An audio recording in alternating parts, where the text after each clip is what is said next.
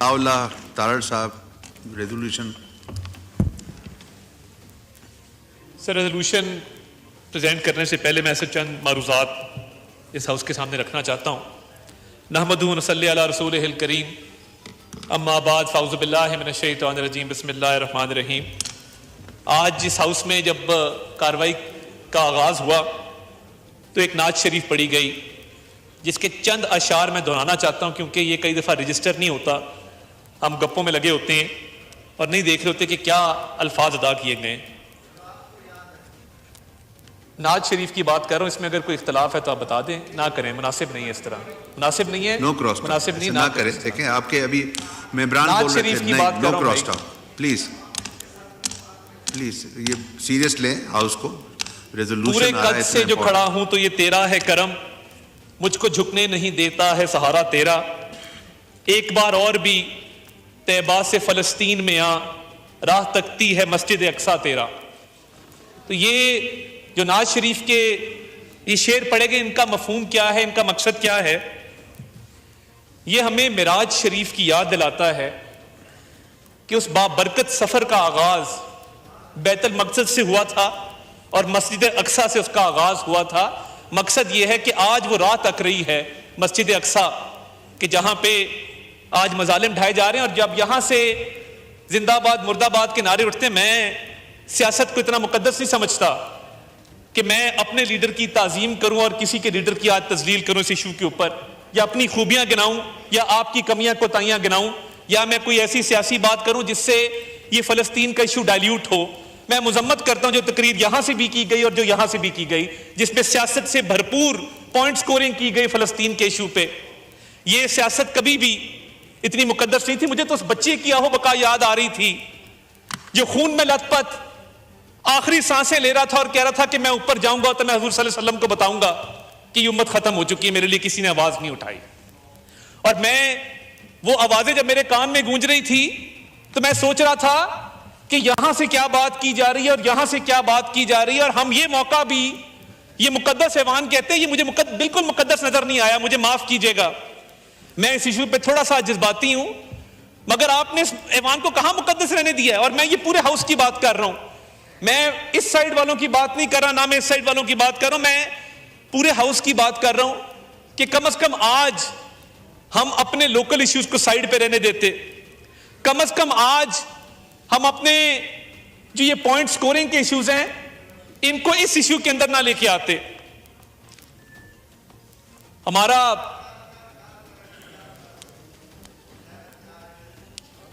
No cross talk, ये रवैया है कि मैं हुजूर सल्लल्लाहु अलैहि वसल्लम की बात कर रहा हूं, मैं फलस्तीन की बात कर रहा हूं, मैं एक कॉमन कॉज की बात कर रहा हूं, और ये गवारा नहीं है, ये सुनना गवारा नहीं है, हिम्मत नहीं है, हौसला नहीं, तरबियत नहीं है। आप चेयर को एड्रेस करें। तार साहब प्लीज। मैं आज अपने सब्ज पासपोर्ट की भी बात करना चाहता हूं कि मेरा सब्ज पासपोर्ट मुझे अजीज क्यों है, और दुनिया के पासपोर्ट्स में से इस पासपोर्ट की मुनफरिद हैसियत क्यों है, और ये पासपोर्ट मुकद्दस क्यों है? क्योंकि ये वाहिद पासपोर्ट है दुनिया का जिस पे लिखा है कि ये हर मुल्क के लिए वैलिड है, सिर्फ इजराइल के लिए वैलिड नहीं है। दुनिया में कोई ऐसा मुल्क नहीं है जिसके पासपोर्ट के ऊपर यह बात दर्ज हो कि आप दुनिया में कहीं ट्रैवल कर सकते हैं मगर आप इजराइल में ट्रैवल नहीं कर सकते। फख्र होता है कि जब ये सब पासपोर्ट लेके हम कहीं भी दुनिया में जाते हैं। ये अल्लाह ताला का करम है इस मुल्क के ऊपर कि हम आज अली मोहम्मद खान साहब ने बड़ी अच्छी बातें की, कायद आज़म रहमतुल्लाह अलैह का जिक्र किया कि ये वो पॉलिसी आज तक जारी है और पाकिस्तान उस पॉलिसी से इधर उधर नहीं हुआ जिसके तहत हम इजराइल को ना मानते हैं ना रिकॉग्नाइज करते हैं। साउथ अफ्रीका भी एक मुल्क है दुनिया के अंदर जिसने ये हिम्मत की, जिसने ये हौसला किया कि जेनोसाइड के खिलाफ international court of justice Hague में वो गया। और क्या दलाइल दिए? हम रिसर्च नहीं करते ना, हम तो देखते ही नहीं है। और मैं यहां पे इस हाउस की तरफ से शुक्रिया अदा करना चाहता हूं अल जजीरा का। अगर आज अल जजीरा ना होता तो ना आप तकरीर कर रहे होते ना मैं कर रहा था, हमें यह नजर ही ना आता कि रफा के अंदर, खान यूनिस के अंदर, वेस्ट बैंक के अंदर, गजा के अंदर क्या मजालिम ढाए जा रहे हैं। उनके सहाफी शहीद हुए, उन्होंने अपनी कवरेज पे कॉम्प्रोमाइज नहीं किया। और आज भी अगर हक की आवाज उठ रही है, या अल जजीरा उठा रहा है, या TRT उठा रहा है टर्की का, तो ये अप्रिशिएट करना चाहिए, इस चीज को देखना चाहिए कि दुनिया में कौन से जराए इब्लाग हैं जिन्होंने हमें ये आगाही दी, हमें इस काबिल किया कि हम ये समझ सकते कि वहां पे क्या मजालिम ढाए जा रहे हैं। उन्होंने बमबारी नहीं देखी, उन्होंने नहीं देखा कि कहां पे इजराइल कौन से मजालिम ढा रहा है। वो फ्रंट लाइनों पे पहुंचे, और जब प्रेस की बुलेट प्रूफ जैकेट्स पहने उनके सहाफी फ्रंट लाइन से रिपोर्टिंग करते हैं, तो पूरी मुस्लिम उम्मा का वो जमीर जगाते हैं और वो हमें आगाही देते हैं कि ये मजालिम ढाए जा रहे हैं इस मुकद्दस धरती के ऊपर। पाकिस्तान का जो किरदार रहा, पाकिस्तान ने साउथ अफ्रीका की इंटरनेशनल कोर्ट ऑफ जस्टिस में भरपूर हिमायत की, और हिमायत के साथ साथ दफ्तर खारजा ने इस केस के हवाले से पाकिस्तान की पॉलिसी स्टेटमेंट भी दी कि हम इस केस के साथ हैं। और हमारा मौकफ क्या है जब हम आलमी फोरम्स पे जाते हैं, OIC का स्पेशल सेशन हो, एक्स्ट्रा ऑर्डिनरी सेशन हो, सऊदीया के अंदर इस्लामिक कंट्रीज की कॉन्फ्रेंस हो, अक़वाम मुत्तहिदा की सलामती काउंसिल का इजलास हो, या अक़वाम मुत्तहिदा की जनरल असेंबली का इजलास हो, या वर्ल्ड इकोनॉमिक फोरम। मैं आपको एक छोटा सा वाकया याद दिलाना चाहता हूं।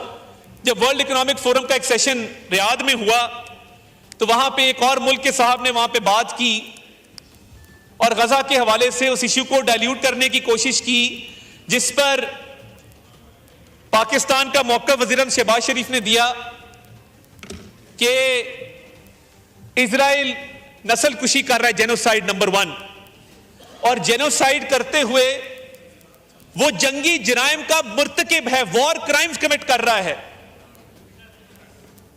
और जब आप वॉर क्राइम्स कमिट करते हैं इस मुल्क में, इस दुनिया में, जो हाईएस्ट लेवल ऑफ क्राइम है कानून की किताबों के मुताबिक, इंटरनेशनल कॉवेनेंट्स के मुताबिक, इंटरनेशनल कन्वेंशंस के मुताबिक, वो हाईएस्ट लेवल उसका वॉर क्राइम है।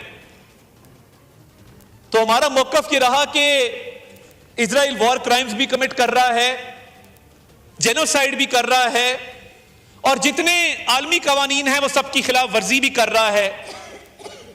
और हम कहते हैं कि जो एक इंडिपेंडेंट स्टेट एस्टैब्लिश होनी थी प्री 1967 बॉर्डर्स पे, जिसका कैपिटल बैतुल मक़दस होना था, हम उस मौक़िफ़ की भरपूर हिमायत करते हैं।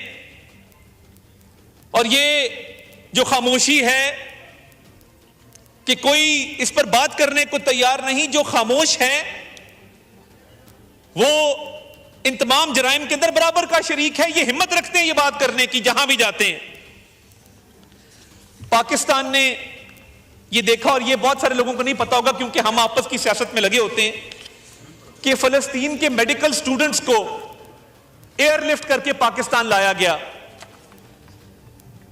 मुस्तफा साहब बैठे हैं, 200 से ऊपर स्टूडेंट पाकिस्तान पहुंच चुका है, हमारे मेडिकल कॉलेजेस में जेर तालीम है, और उनको हॉस्टल समेत तमाम फैसिलिटीज मुहैया की जा रही हैं, क्योंकि वहां पे खदशा ये पैदा हो गया था कि मेडिकल कॉलेज को बॉम्ब किया जा रहा है, बिल्कुल डिस्ट्रॉय किया जा रहा है, तो कम से कम मेडिकल तालीम अगर ना जारी रही तो वहां पे डॉक्टर्स खत्म हो जाएंगे, जख्मियों का इलाज कौन करेगा।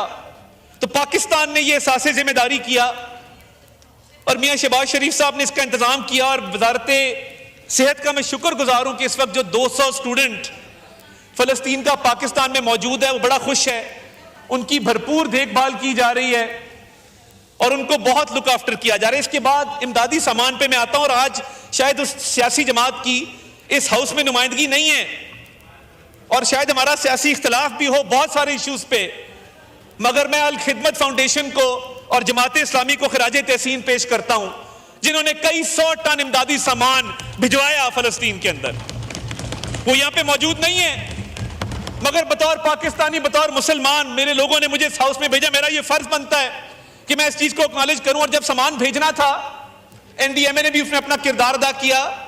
हालात ऐसे पैदा हो गए, मैं इस हाउस को अपराइज करना चाहता हूं कि जमीनी रास्ता मुनकता था, मैं यहां पे उर्दन में पाकिस्तानी सफीर का भी जिक्र करना चाहता हूं, मैं मिस्र में पाकिस्तानी सफीर का जिक्र करना चाहता हूं, जिन्होंने वो जराए पैदा किए कि जब ये इमदादी सामान कई हजार टन जो पाकिस्तान से गया है, जिसमें पाकिस्तान की एनजीओ शामिल हैं, जिसमें पाकिस्तान की हुकूमत शामिल है, जमीनी रास्ता उसका इख्तियार किया गया उर्दन के जरिए, मिस्र के जरिए, और पाकिस्तान चंद दुनिया के उन ममालिक में शामिल है जिन्होंने हजारों टन इमदादी सामान अपने फलस्तीनी बहन भाइयों तक पहुंचाया। और ये एहसास जिम्मेदारी था कि हम और क्या कर सकते थे कि जिसमें इमदादी सामान की तरसील को यकीनी बनाया गया। एक्स्ट्राऑर्डिनरी एफर्ट की गई। वजीर आजम ने 3 इजलास किए जिसमें इन दोनों ममालिक के सफीर ऑनलाइन मौजूद थे और उनको यह जिम्मेदारी लगाई गई कि यह सामान वहां तक पहुंचना चाहिए। साउथ अफ्रीका के उस केस का मैं जिक्र कर चुका और ये खिराजे तहसीन पेश करना चाहिए साउथ अफ्रीका की हुकूमत को। हम जिंदाबाद मुर्दाबाद के नारे तो लगाते हैं, साउथ अफ्रीका का तो किसी ने जिक्र नहीं किया इस हाउस के अंदर कि जिसने ये हिम्मत की और जेनोसाइड का केस कायम किया। और तमाम उन ममालिक को मैं फ्लोर ऑफ द हाउस खिराजे तहसीन पेश करना चाहता हूं जिन्होंने साउथ अफ्रीका के उस केस को सपोर्ट किया। स्पेन से आवाजें उठी, हिस्पानिया की जमीन से, और उन्होंने भरपूर साउथ अफ्रीका के इस केस को सपोर्ट किया। तो ये जो फलस्तीन का कॉज है, ये हमारे लिए हमारी बका का कॉज है। हमारी रगों में दौड़ने वाला जो खून है, हमारी एक वाबस्तगी है फलस्तीन की मुकद्दस जमीन के साथ। और हमने, और बिल्कुल मैं तायीद करता हूं अली मोहम्मद खान साहब की स्पीच की कि कोई पाकिस्तानी, कोई मुसलमान हो ही नहीं सकता कि इस कॉज के साथ वो वाबस्तगी ना रखे, इस कॉज के साथ वो सिंसियरिटी ना रखे। इसीलिए मैंने जनाब डिप्टी स्पीकर सिर्फ चंद हकायक आपके गोशगुजार किए हैं और मैं आपसे इल्तमास करता हूं कि इस इश्यू के ऊपर आज ये हाउस जो है मुत्तहिद हो जाए, कोई सियासी बात इस पर ना करें। और आज फलस्तीन के मजलूम बहन भाई, और मैं कोशिश करूंगा कि ये जो आज की कार्रवाई है इसकी वीडियोस अल जजीरा के जरिए, मुख्तलिफ ज़राए अबलाग के जरिए उन तक पहुंचाई जाए ताकि उनको हौसला मिले कि पाकिस्तान भी एक मुल्क है, पाकिस्तान में भी बसने वाले बहन भाई मेरे लिए, हमारे लिए आज आवाज उठा रहे हैं। उन तक ये आवाज पहुंचाई जाएगी इस हाउस की, और ये आवाज पहुंचाने में बतौर वजीर इत्तलात में अपना किरदार अदा करूंगा जिस हद तक मैं कर सका, क्योंकि आज इस हाउस से यूनानिमस आवाज जाए, मुत्तहिद आवाज जाए, यूनिफाइड आवाज जाए और जोरदार आवाज जाए कि हम हर हाल में, जिंदगी मौत में, अच्छे बुरे मौसम में फलस्तीनियों के साथ हैं और साथ रहेंगे इंशाअल्लाह ताला। आतिश न्यूज, पाकिस्तान के सबसे बड़े न्यूज नेटवर्क का हिस्सा बनने का सुनहरी मौका। मुल्क भर से दर्ज झील आसामियों की जरूरत है। Bureau chief, deputy bureau chief, video editor, city reporter, tehsil reporter, district reporter, crime reporter, press reporter, नुमाइंदा, नामह नगार। Chief executive Syed Jamshed Bukhari. मजीद मालूमात के लिए इन नंबर्स पर राबिता करें।